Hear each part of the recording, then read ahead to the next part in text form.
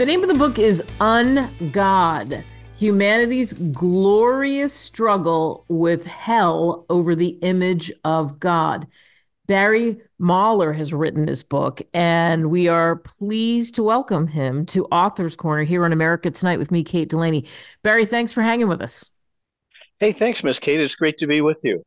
So you have lots and lots of experience when it comes to the word. And what's interesting to me, and we'll go into this, is how you wrote this book with the 28 main chapters and talking about breaking that down and talking about dark image versus divine image. What made you write the book in the first place?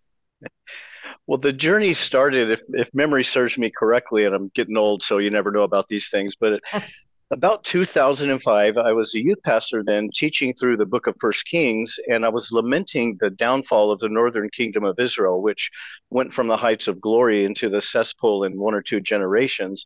And a thought came to my mind, and that thought was, in the beginning, God created man in his image. Ever since then, the enemy's been trying to remake us in his own. And so I mentioned that as I taught and didn't think much of it.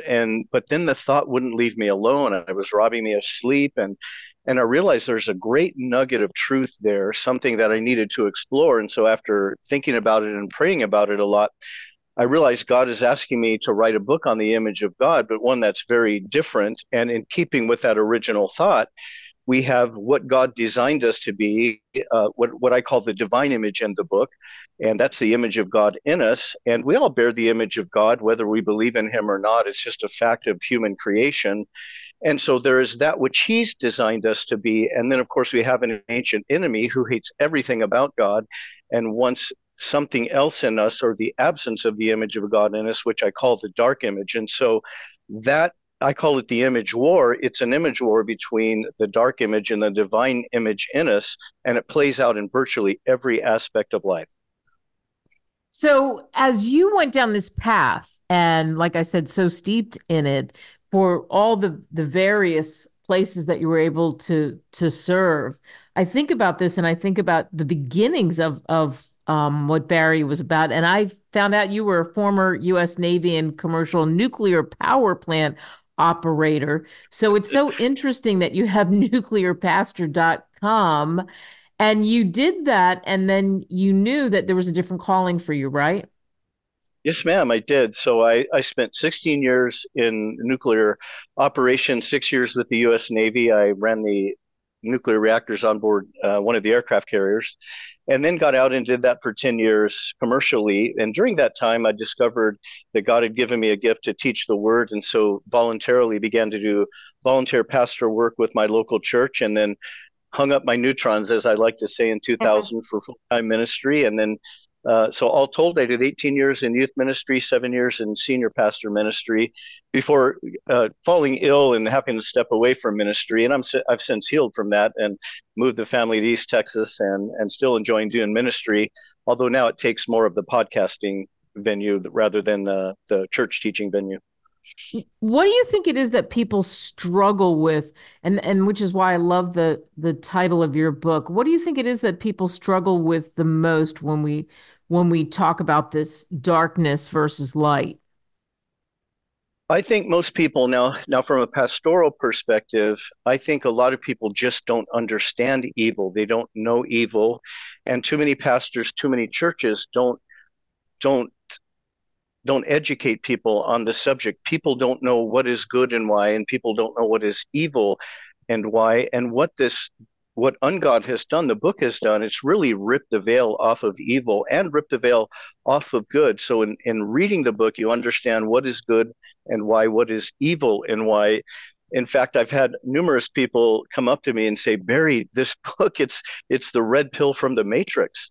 I cannot look at the world the same. It's opened my eyes, and I really see the world as it actually is. And so to me, as a pastor, as a teaching pastor, as a shepherd, I have a great hunger and a desire to help people develop a biblical worldview. There are millions and millions of Bible believing Christians in the world, yet we're losing our world to the darkness.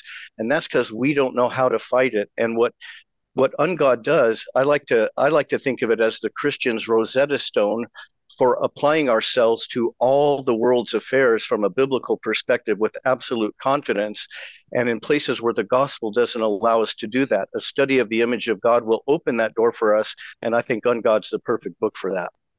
In your book, you talk about, and right in the beginning, you talk about it, the image of God. And I think when you're a child, especially, you start to form what that image is. What do you think the image of God is? It's kind of a conundrum because the first mention of humanity in the Bible is done in conjunction with the first mention of the image of God. So the two ideas are inseparable. You cannot separate humanity from the idea of the image of God. Unfortunately, though, the image of God is nowhere exactly defined in the scriptures. And so I have 28 chapters working that out. But to nutshell it, which I do for congregations and in teaching situations, I always reference Philippians 4:8. I call it those Philippians 4:8 thing. Paul wrote of those things that are true, noble, right, pure, lovely, excellent, admirable, and praiseworthy.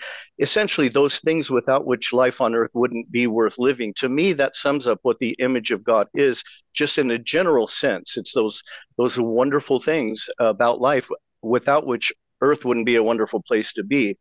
And so to if and where the divine image prevails, where people are seeking the divine image in their lives, we see the image of God rise in glory, but where it's driven to extinction, we see an absence of these things, and life isn't very much worth living.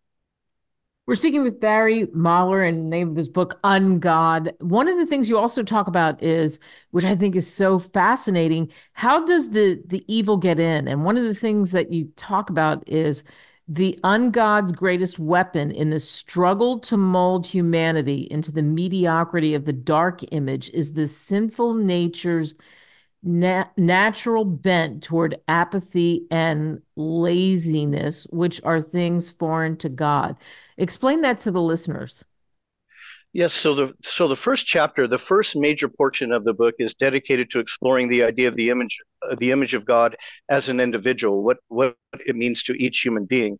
And I start that off with a look at the idea of greatness. Now, when the name of the book is a little strange, but UNGOD is the name I use to reference our ancient enemy or Satan.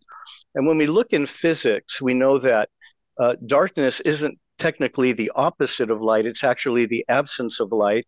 And so, spiritually speaking, good isn't, or evil isn't the opposite of good, it's the absence of good or the ungood. Likewise, Satan, he's not the opposite of God, although he does oppose God, but he is actually the absence of God or the ungod. And so that kind of explains the image war. And getting into the idea of greatness, when we think about God, we always think about the idea of greatness. It's the subjects of our hymns, of our psalms, of our praise music, of our very idea of thinking about God. And so, as recipients of the image of God, we have that DNA imprint in us. We are called to greatness. But the ungod doesn't want us to be about greatness. He would rather we be about the absence of it, which is mediocrity. So in my case, he wants me to be a mediocre husband. He'd rather I be a mediocre father, a mediocre grandfather, a mediocre pastor, a mediocre teacher, a mediocre writer, a mediocre friend, mediocre at everything that I do. And so that's the war. In essence, it plays out in every aspect of life. And what's natural to the human condition is the downward pull. The dark image is natural to us. It's the path of least resistance. To resist that and go toward the divine image to apply biblical principles to our lives is actually going against the flow. But it is so easy for us to go on the downward slope because it is the path of least resistance. Yeah. When people read your book, Barry, what do you hope they take away? Number one, I hope they take away what I got in writing the book. First of all, is that what an absolute privilege it is to be a human being. And I think we've lost sight of that, Kate. Even in Christianity, we talk about these jars of clay and can't wait to shed the skin and get to heaven. But we're always going to be human beings. In fact, our Redeemer, who is God incarnate, is forever a human being. And one of the things I hope is that is that the idea of what a blessed thing it is to be a human being is regenerated among us. That's one thing. Secondly, another thing I hope is one of the things that I like to do is I love to help people build a biblical worldview. And this book will open your eyes to basically how to think in every aspect of life on planet Earth. The name of the book, UNGOD, Humanity's Glorious Struggle with Hell Over the Image of God. Barry Mahler, thanks so much for joining us on the show. Thank you, Kate. It's a privilege to be with you. Thank you so much. Visit www.greatwritersmedia.com. Email us at info@greatwritersmedia.com. Call us at 877-600-5469. Subscribe now.